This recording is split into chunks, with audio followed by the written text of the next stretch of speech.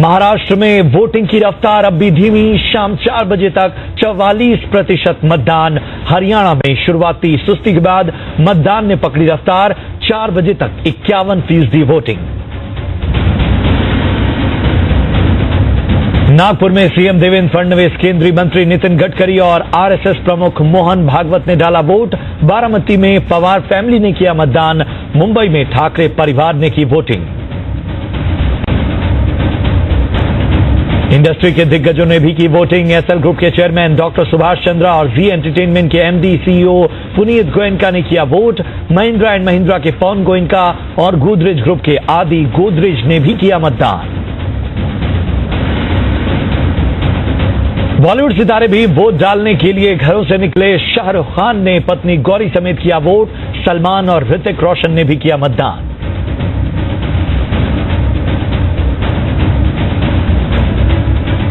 और 18 नवंबर से शुरू होगा संसद का शीतकालीन सत्र। आयकर अधिनियम एवं वित्त अधिनियम में संशोधन, ई सिगरेट पर बैन के अध्यादेश को कानून बनाने पर रहेगा फोकस। प्रस्तुतकर्ता पतंजलि दंत कांति, करोड़ों देशवासियों का भरोसेमंद हर्बल टूथपेस्ट। प्रायोजक गजब की खुशबू, गजब का स्वाद जो हमेशा रहे याद। एमडीएच का सब्जी मसाला, हर हिंदुस्तानी की शान। एआरबी बेयरिंग्स, जोड़े सारा हिंदुस्तान। हैप्पी नूडल, हैप्पी वाला इंडियन टेस्ट। मैदा ट्रांसफैट कोलेस्ट्रॉल रहित पतंजलि बिस्किट खाएंगे, हेल्दी इंडिया बनाएंगे। कामधेनु पेंट कैमोड्यूअल इमल्शन, पेंट का डबल रोल, अंदर और बाहर एक ही पेंट। और पैराफ्लेक्स वायर्स एंड केबल्स, सुरक्षा और विश्वास का प्रतीक।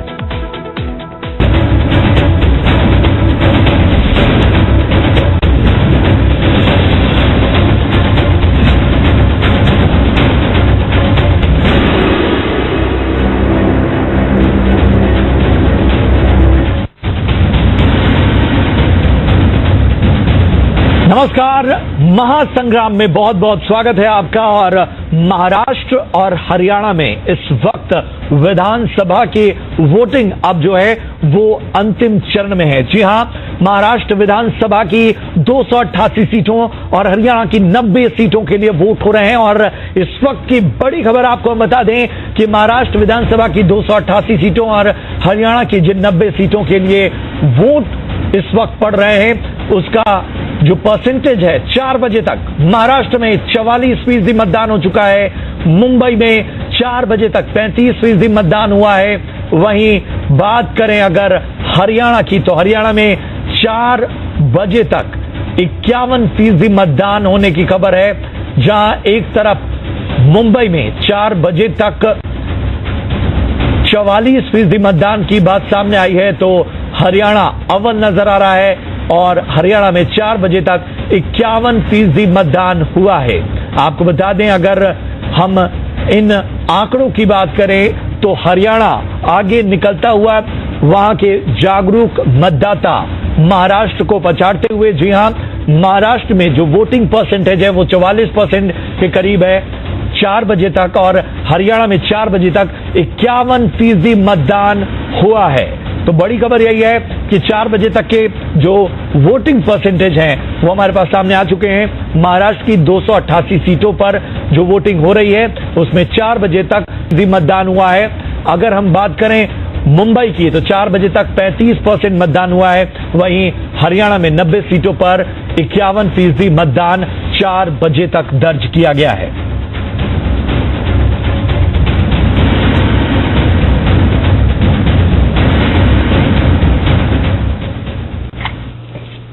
और महासंग्राम, ये महाकवरेज लगातार जी बिजनेस पर जारी है और हर पहलू से हम विश्लेषण कर रहे हैं, ग्राउंड जीरो से रिपोर्ट ले रहे हैं। जहां एक तरफ मुंबई से हमारे संवाददाता विशाल सिंह हमारे साथ जुड़ रहे हैं, तो पंचकुला से हमारी सहयोगी नितिका माहेश्वरी हमारे साथ जुड़ रही हैं। और इस खास महाकवरेज में हमारे साथ 2 खास मेहमान भी जुड़ रहे हैं। हमारे साथ वरिष्ठ पत्रकार टी.आर. रामचंद्रन और राजनीतिक विश्लेषक अनिर्बान सरकार भी जुड़ रहे हैं।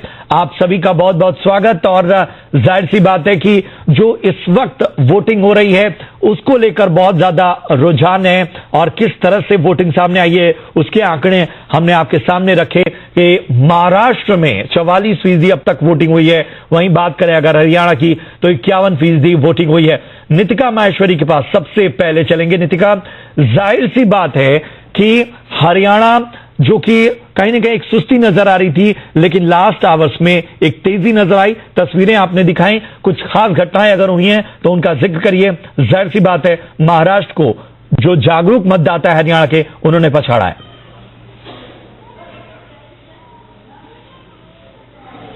देखिए, अगर वोटिंग परसेंटेज की, पोलिंग परसेंटेज की बात करें तो 2 से 4 बजे का वक्त जो रहा है उसमें सीधे तौर पर 15% जो है उछाल आया है, क्योंकि 38 के बाद 44% गया, 44 से फिर उसके बाद 51% तक गया। तो कह सकते हैं कि अब ये तो संभावना है ही कि 60 से ऊपर तो जाएगी ही जाएगी पोलिंग परसेंटेज हरियाणा की।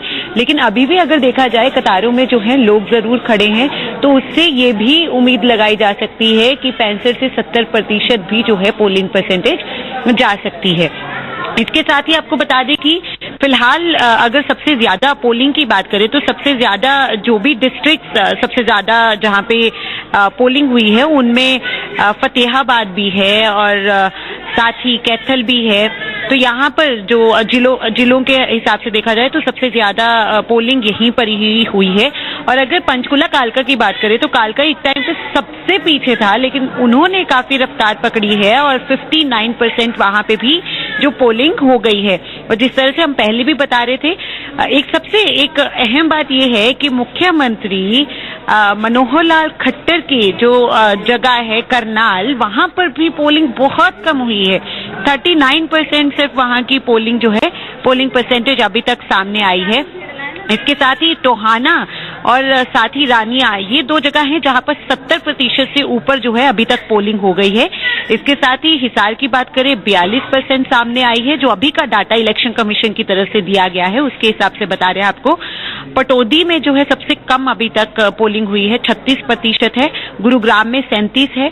और साथ ही जिस तरह से हम पहले भी फरीदाबाद की बात कर रहे थे, तो फरीदाबाद में भी सबसे कम अभी तक पोलिंग हुई है, वो है 30 से 31% जो है अभी तक पोलिंग हुई है।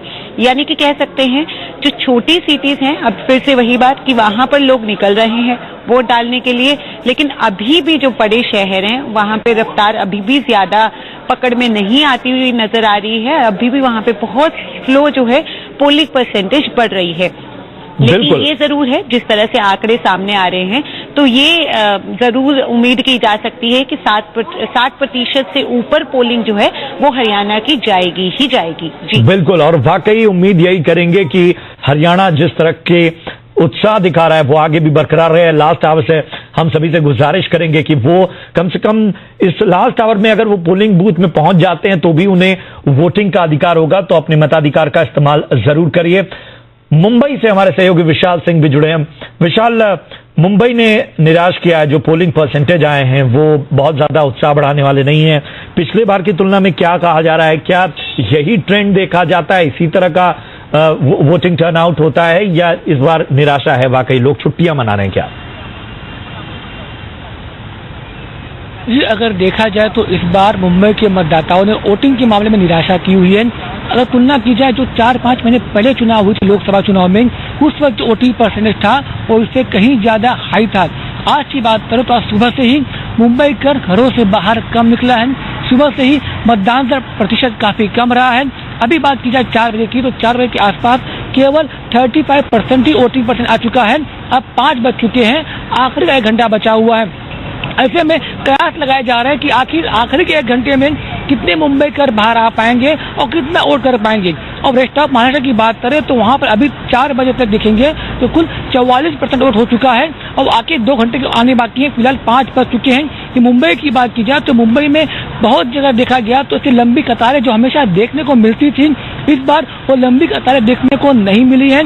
मुंबई का घरों से बाहर नहीं निकल रहे हैं और कुछ तो छुट्टियां मना रहे हैं। और कई सेलिब्रिटी जो आए, सचिन तेंदुलकर आए, कई सिने कलाकार आए जिन्होंने सामने आकर अपील की है कि मुंबईकर आप वोट कीजिए, आपके बेहतर कल के लिए वोट कीजिए। फिर भी ये उत्साह कम देखने को मिल रहा है। इससे पीछे की जो मेन वजह है अभी तक पता नहीं चली है, लेकिन ये बात तो साफ है कि मुंबई का है जो घर से बाहर नहीं निकल रहा है वोटिंग करने के लिए। क्योंकि अभी मैं जहाँ खड़ा हूँ वो बांद्रा पश्चिम का इलाका है। यहाँ से बीजेपी के जो मंत्री आशीष शेलार हैं वो चुनाव लड़ रहे हैं। पिछले चुनाव में उन्होंने यहाँ के जो बाबा सिद्दीकी थे, जो यूपीए कांग्रेस गवर्नमेंट जो मंत्री थे, उन्हें पटकने दी थी। इस बार हालांकि वो नहीं लड़ रहे हैं, लेकिन यहाँ पे भी चुनाव में कांटे की टक्कर मानी जा रही है। लेकिन जो वोटिंग परसेंटेज है वो काफी ही मायूस करने वाला है। कई जगहों पर यहाँ देखा गया है तो वोटिंग बूथ जो है वहाँ पे कोई लंबी कतार देखने को नहीं मिल रही है। लोग जो भी लोग आ रहे हैं आराम से आ रहे हैं, वोट डाल के चले जा रहे हैं, तो लंबी कतार देखने को नहीं मिल रही है। मुंबई का जो जज्बा हमेशा देखने को मिलता है, आज वो जज्बा हमें देखने को नहीं मिल रहा है। बिल्कुल, और वाकई ये वाकई हैरानी की बात है कि जब विधानसभा चुनाव होते हैं तो और ज्यादा वोटर बाहर आते हैं। शहरी इलाकों का वोटर क्यों इस तरह से इन चुनाव में वोट कास्ट नहीं कर रहा है, क्यों बड़ी संख्या में वोटर्स बाहर नहीं आ रहे हैं, ये बड़ा सवाल है। और पार्टियों के साथ साथ जो मशीनरी है उसे भी कम से कम सोचना होगा। ये एक व्यक्ति की जिम्मेदारी नहीं है। हमारे साथ दो खास मेहमान टी.आर. रामचंद्रन साहब और अनिर्बान सरकार जुड़े हैं। टी.आर. रामचंद्रन साहब, सबसे पहले मैं आपके पास आऊंगा। बहुत से ट्रेंड्स बदलते हैं, पैटर्न बदलता है और कहा यह जा रहा है कि ये कहने को विधानसभा चुनाव हैं, लेकिन इन चुनावों में भी कहीं ना कहीं जो राष्ट्रीय मुद्दे हैं, जो एक राष्ट्रीय बात की जाती है मोमेंटम की, उसका बार बार जिक्र हो रहा है। एक बार फिर से कश्मीर मुद्दा इन चुनाव में है, एक बार फिर से राष्ट्रवाद का मुद्दा इन चुनाव में है। किस तरह से देखते हैं, क्या वाकई विधानसभा चुनाव खासतौर महाराष्ट्र और हरियाणा जैसे राज्यों के जो बड़े राज्य हैं और एक तरह से अट्रैक्शन का केंद्र होते हैं, एक सेंटर होते हैं पार का, क्या वाकई मिजाज बदल रहा है? आप एक ऑब्जर्वर के तौर पर कैसे देखते हैं? अमूमन ये देखा गया है कि लोकसभा इलेक्शन के बाद किसी राज्य में असेंबली का इलेक्शन हो तो 4-5 महीने तक या 6 महीने तक, तो मेरे ख्याल में कुछ शैडो लोकसभा की जो रिजल्ट्स आई है उसका असर जरूर उन राज्यों में पड़ता है।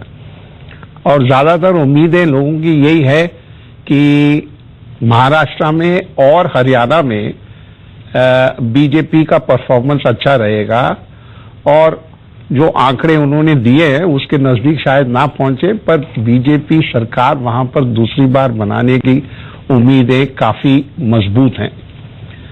दूसरी जगह अब दूसरी बात जो बार बार उभर के आई है कि जो ऑपोजिशन हुआ करती थी इन दोनों राज्यों में, उस किस्म की ऑपोजिशन अब है नहीं। क्योंकि हरियाणा में अगर देखेंगे तो कांग्रेस बिल्कुल ही बिखरा हुआ है और महाराष्ट्र में भी स्थिति कोई अलग सी नहीं है, क्योंकि वहां राहुल गांधी जी जरूर गए थे कैंपेनिंग के लिए, पर वो जो जोश जो जनरली होना चाहिए वो देखा नहीं गया। मेरे ख्याल में महाराष्ट्र और खासकर मुंबई जो उनकी फाइनेंशियल कैपिटल है, उसमें एक प्रॉब्लम जो ज्यादातर देखी गई है वो ये है कि वोटिंग परसेंटेज कैपिटल में खासकर मुंबई में इतना परसेंटेज हाई नहीं होता जितनी उम्मीद की जाती है। और इस बार ये ना भूलें कि एक लंबा वीकेंड आ गया, इसमें सैटरडे संडे के साथ मंडे की छुट्टी भी जोड़ी गई है, तो मेरे ख्याल में मुंबई में जितनी वोटिंग होनी चाहिए उतनी नहीं हुई है और कोई इशारे नहीं है कि वोटिंग परसेंटेज जितना होना चाहिए या जितनी उम्मीद की जा रही थी उतनी होगी। तो देखिए, एक बात जो ग्राउंड स्थिति से बार बार उभर के आ रही है कि वो ये है कि बीजेपी की जो स्थिति है वो बहुत कंफर्टेबल है और बीजेपी की उम्मीदें काफी हैं। तो मेरे ख्याल में एडवांटेज बीजेपी जरूर है इस वक्त। बिल्कुल, तो ये बात लगातार हम पहले भी जब विश्लेषण कर रहे थे साफ तौर पर उभर कर सामने आ रही है कि एडवांटेज है बीजेपी को। अनिर्बान सरकार भी हमारे साथ जुड़े हैं, राजनीतिक विश्लेषक हैं आप। अनिर्बान जी, कहा जाता है कि जो पूरी राजनीति में करियर की बात कर लें या दांव पेंच की बात कर लें या तमाम पार्टियों के चलने उठने गिरने का ये पूरा जो समीकरण है वो कॉन्फिडेंस का खेल है। क्या वाकई विपक्ष का आत्मविश्वास, उसका कॉन्फिडेंस इस वक्त हिला हुआ है? क्या ये चुनाव वाकई जैसा कहा जा रहा है कि ये कहीं ना कहीं तरफा ही नजर आ रहे हैं, ऐसी बात कही जा रही है या कुछ है, अंडर करंट है? क्या कहीं आप कुछ दिलचस्पी देख रहे हैं इन चुनाव में?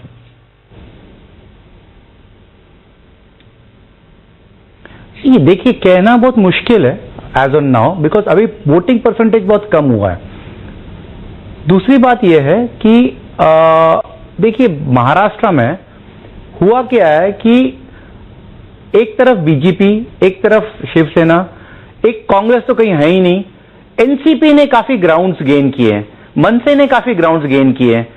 तो आज ये बोलना बहुत मुश्किल है, बिकॉज बीजेपी ये प्रेडिक्ट कर रही है कि इनकी जो बीजेपी प्लस शिवसेना एक्सपेक्ट कर रहे हैं 200 प्लस, मुझे मुश्किल लगती है। दूसरी बात यह है कि पिछली बार जो इलेक्शन हुई थी, लोग परेशान हो गए थे कि भाई कांग्रेस एनसीपी से लोग परेशान हो गए थे, स्कैम पे स्कैम, कोई इंप्रूवमेंट नहीं, कुछ नहीं। बट लास्ट 5 इयर्स में इवन बीजेपी का जो परफॉर्मेंस रहा है is not up to the mark. उन्होंने जो प्रॉमिस किए थे कुछ हुआ नहीं है। दूसरी बात है कि आज अगर जीत भी गए या जीतेंगे ही, इसका कारण यह होगा कि देयर इज नो ऑल्टरनेटिव। जिस दिन ऑल्टरनेटिव आएगा तो डेफिनेटली लोग वही मैं बात कर रहा हूं। दूसरी बात आपको ये बोल रहा हूं कि क्या वाकई विपक्ष जो है वो ऑप्शन दे पाने में, या जो मोमेंटम चुनाव से पहले होता है, तमाम बातें की जाती हैं, चुनाव के वक्त वो एग्रेसिव कैंपेनिंग, ये सारी चीजें कहां, क्या वाकई आत्मविश्वास पर प्रहार किया है बीजेपी ने? देखिए, ऐसा है, मैं आपको बताता हूं कि विपक्ष है ही नहीं यहां पर। जो विपक्ष के जो नेता थे, जो कांग्रेस विपक्ष में ऑपोजिशन थे, उसके जो विपक्ष के जो नेता थे वो ही बीजेपी ज्वाइन कर लिए। तो विपक्ष ऐसा कुछ है ही नहीं यहां पर। अभी मुझे यह लगता है कि एनसीपी एक उभर के आएगी। मेरा कैलकुलेशन यह है कि 60 सीट्स एनसीपी ले जाएगी। कांग्रेस अगर डबल डिजिट भी चले गए तो बहुत बड़ी बात है, बिकॉज कांग्रेस का ना वो लोग एग्रेसिव थे, ना वो उनका कोई दिल्ली के नेता है, ना इनका लोकल नेता है। बट आप अगर देखोगे एनसीपी में Sharad Pawar at the age of 80 भी इतने एग्रेसिवली कैंपेन किए। तो कहीं ना कहीं सी एक टॉल लीडर है, महाराष्ट्र के मुख्यमंत्री रह चुके हैं इतने साल, डिफेंस मिनिस्टर रह चुके हैं, एग्रीकल्चर मिनिस्टर रह चुके हैं। तो कहीं आप, दूसरी बात है, आज एट 80 पैर सूजा हुआ है, बोल नहीं पा रहे हैं बारिश में। आज आप ये भी देखिए डिसएडवांटेज कितने हैं आज महाराष्ट्र में। ये एक बात कहती है कि वो महाराष्ट्र की जमीन से जुड़े हुए हैं और वो इन चुनावों में भले उनका शरीर साथ न दे, उनका तमाम चीजें उनके खिलाफ जा रही हों, लेकिन उसके बावजूद वो उनकी प्रतिबद्धता दिख रही है। टी आर रामचंद्रन साहब, इस पे मैं आपका कमेंट चाहूंगा। शरद पवार, लगातार इस नाम की चर्चा हो रही है, कहा जा रहा है कि लिटमस टेस्ट है, एक बड़ा क्षत्रप, एक ऐसा नाम जो महाराष्ट्र की राजनीति में चुनाव दर चुनाव और बड़ा होता गया और कहीं ना कहीं उनकी काट खोज पाना विपक्ष के लिए भी बहुत मुश्किल रहा। उसके बावजूद लगातार वो जूझ रहे हैं, बहुत सारी चीजें हो रही हैं, हार नहीं मानी है। मानते हैं कि हो सकता है खेल खराब करें, हो सकता है कि थोड़े बहुत चीजें जो हैं एनसीपी के लिए बेहतर हो सकती हैं। आपका क्या आकलन है? देखिए, 3-4 चीजें बहुत स्पष्ट तरीके से उभर के आई हैं। सबसे पहली बात तो शरद पवार साहब का उतरना इस एनसीपी की तरफ से कैंपेनिंग के लिए, और जितनी हार्ड कैंपेनिंग उन्होंने की है उससे ज्यादा पिछले कुछ सालों में और किसी की नजर भी नहीं आई। इसका क्लियर इंडिकेशन ये है कि उनकी स्थिति ठीक नहीं है और जिस तरीके से उन्होंने कैंपेनिंग की है वो एक इशारा है कि कोशिश उनकी है कि वो किसी ना किसी तरह एनसीपी को बढ़ावा दें और एनसीपी की परफॉर्मेंस को इंप्रूव करें। 2014 में एनसीपी को, नेशनलिस्ट कांग्रेस पार्टी को 41 सीट मिली थी और कांग्रेस पार्टी को 42 सीटें मिली थी। अब इस बार कांग्रेस की हालत इतनी खराब है, मुश्किल ही है कहना कि क्या वो 42 सीट भी रिटेन कर पाएंगे, क्या उससे ज्यादा लेकर आएंगे। और जो इंटरव्यू आज शरद पवार ने दी बड़ा फैसिनेटिंग और इंटरेस्टिंग था। उन्होंने 2 इंटरव्यूज जो मैंने देखी उसमें कहा कि कुछ यहां पर पूरे महाराष्ट्र में अनहैप्पीनेस है बीजेपी के सरकार के खिलाफ। पर कोई ऐसी स्थिति अभी तक नहीं पैदा हुई है कि जिससे कि वो बाहर हो जाएं। इन्होंने स्पष्ट बातों में तो नहीं की, पर उन्होंने कहा जो लड़ाई है वो एक काफी टफ लड़ाई है। और जो सवाल उनसे किए गए कि आपके चांसेस कैसे हैं, क्या आप जीत के आ सकते हैं, तो उन्होंने इसका कोई डायरेक्ट आंसर नहीं किया। उन्होंने सिर्फ इतना कहा कि पहले इलेक्शन हो जाने दें और रिजल्ट सब आएगी तब देखा जाएगा। और शरद पवार को मैं कुछ 35-40 साल से देख रहा हूं, वो डायरेक्ट आंसर करते हैं। इस घुमा फिरा की ये जो आंसर उन्होंने आज दिए दोनों इंटरव्यूज में, वो कोई कॉन्फिडेंस नहीं इंस्टिल करता लोगों में कि एनसीपी के चांसेस अच्छे हैं या कांग्रेस के चांसेस एनसीपी के वजह से कुछ इंप्रूवमेंट होगी। मेरे ख्याल में जो इंडिकेशंस बड़े क्लियरली आ रहे हैं कि वो अपनी स्थिति महाराष्ट्र में इंप्रूव जरूर करना चाहते हैं, पर उनको कोई ऐसे सेल्फ कॉन्फिडेंस नहीं है कि एनसीपी अपने आप में इतना अच्छा कर सकती है कि वो कहीं सरकार बनाने की स्थिति में हो सकती है। अगर आप इन सबको जोड़ के देख लें, आज के महाराष्ट्र की इलेक्शन में परसेंटेज ऑफ वोट्स मुंबई में काफी कम है, वो ठीक है, वो वाजिब भी है, होता ऐसी है किसी भी इलेक्शन में महाराष्ट्र में। पर मुझे नहीं लगता, कांग्रेस के पास तो वैसी ही उम्मीद नहीं है, वो तो पहले ही उम्मीद खो बैठे। तो अब रह गया एनसीपी अपने आप में कितना सीटें समेट के लिए आएगा, खासकर जब उनको सिर्फ 41 सीट्स आउट ऑफ 288 2014 में मिला है। तो ये मुझे लगता है कोई अनइवन सा फाइट है। इसका मतलब ये नहीं है कि बीजेपी ने महाराष्ट्र में बहुत अच्छा किया है, जितने उन्होंने वायदे किए सब पूरे कर दिए, नहीं। कंपैरिजन सिर्फ इतना है कि बीजेपी शिवसेना की सरकार एक 5 साल चली है, उनमें आपसी मतभेद रहे हैं, उसके बावजूद वो सरकार पूरी 5 साल उन्होंने टर्म कंप्लीट किया है। अब क्योंकि कोई कंपटीशन है नहीं, Congress out of the picture है, एनसीपी अपने आप में इतनी क्षमता नहीं रखती कि वो मेजॉरिटी लेके आए और वहां पर सरकार बनाए। ये है एक्चुअल ग्राउंड सिचुएशन। अब इससे हम लोग कुछ भी मायने निकाल लें, पर आखिरकार स्थिति ये है। और इसके कुछ रीसेंट स्टडीज अभी मैंने कल परसों कहीं देखी थी कि बीजेपी की स्थिति कब कोई भी ऑपोजिशन हो हरियाणा में या महाराष्ट्र में काफी बेहतर है। और उन्होंने तो यही प्रेडिक्शन की है कि बीजेपी दोनों राष्ट्रों में सरकार अपनी दूसरी बार बनाने जा रही है कॉन्जिक्यूटिवली। ठीक है। और इस पूरे विश्लेषण में एक बात जो सबसे उभर कर सामने आ रही है कि कांग्रेस के लिए अब क्या रास्ते बचते हैं, जो क्षेत्रीय क्षत्रप हैं वो अब कांग्रेस को किस तरह से देखेंगे, क्या कुछ भविष्य बचता है कांग्रेस के लिए और क्या कुछ ऑप्शन बचते हैं कांग्रेस के लिए आने वाले वक्त में। जाहिर सी बात है निर्बंध सरकार, ये एक बहुत बड़ा प्रश्न है कि कांग्रेस पूरे मन से चुनाव लड़ नहीं रही है, ये बात हर कोई कह रहा है। इन दो राज्यों की, ये 2 अहम राज्य हैं, और इन 2 राज्यों के चुनाव के बाद कांग्रेस के पास क्या रास्ता बचता है, या जो सहयोगी साथी रहे हैं वो अब कांग्रेस को किस तरह से देखेंगे, क्या आगे साथ लेकर चलना आसान होने वाला है या बहुत सी चीजें और बदलने वाली है।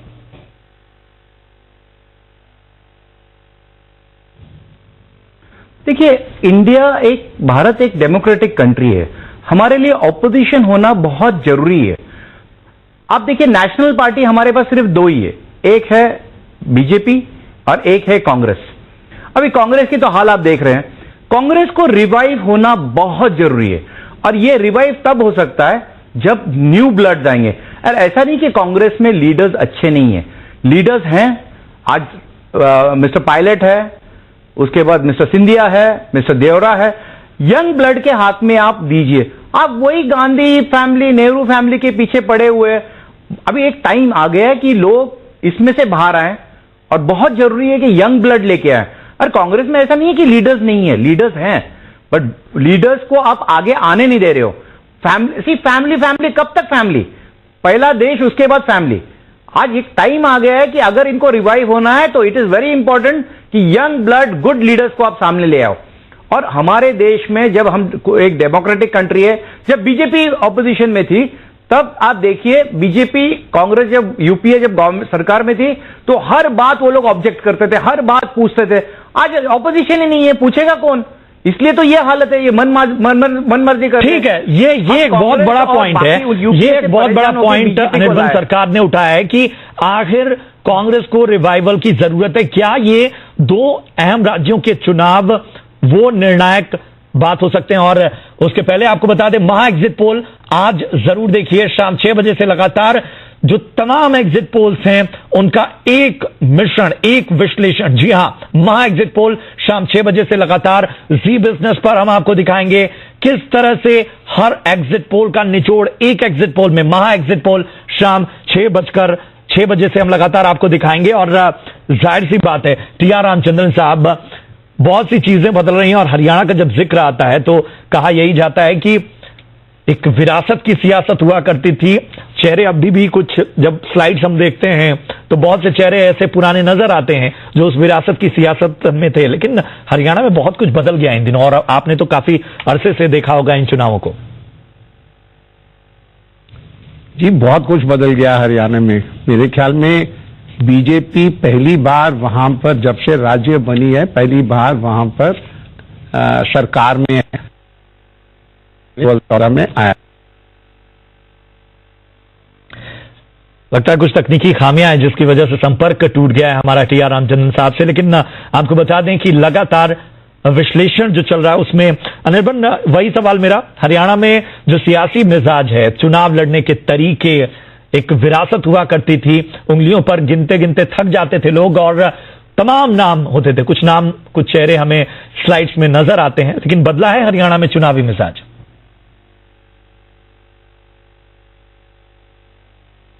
बदला है क्योंकि देखिए, ये जो फैमिली, जो प्राइवेट लिमिटेड पॉलिटिक्स चल रहा था, जो फैमिली रन बिजनेस चल रहा था, ये लोग परेशान हो गए इससे। ना प्रोग्रेस होती थी ना, और आप देखिए इनका इतने सारे स्कैम्स निकले।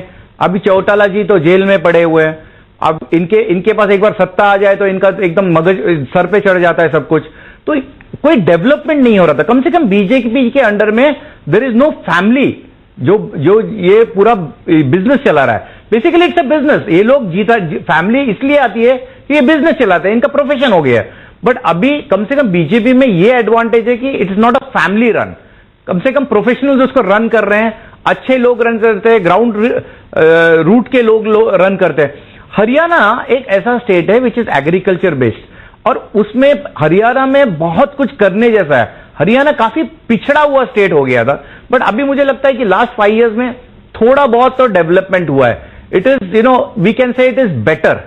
अच्छा कुछ मैं बोल नहीं सकता हूं, बट बेटर तो हुआ है। कम से कम ये फैमिली रन से तो ये अच्छा ही चल रहा है, मुझे ऐसा लगता है। ठीक है, बहुत बहुत शुक्रिया करेंगे अनिर्बन सरकार हमारे साथ जुड़ने के लिए। इसके साथ ही टी.आर. रामचंद्रन साहब, बहुत बहुत धन्यवाद आपका भी अपनी बात रखने के लिए। और जाहिर सी बात है, विश्लेषण आगे भी चलता रहेगा शाम 6 बजे से, लेकिन लगातार देखना मत भूलिए महा एग्जिट पोल, जिसमें तमाम एग्जिट